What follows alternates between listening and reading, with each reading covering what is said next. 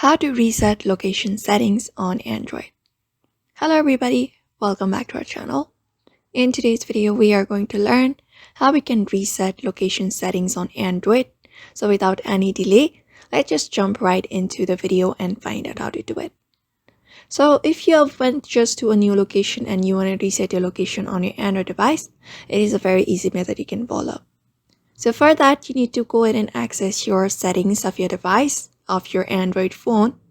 After that, go ahead and locate the option called location.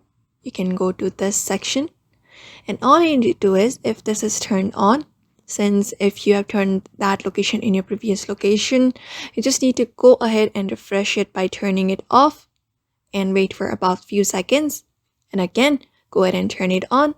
And when you do that, it will reset your location on your Android phone. So that is it. It is a very easy method if you want to reset your location on your Android phone. Following up this method, along with that, we also have different options available like location services. You can use this option in order to have more features available. So for now, these are the methods. So I hope this video was helpful and thank you for watching this video.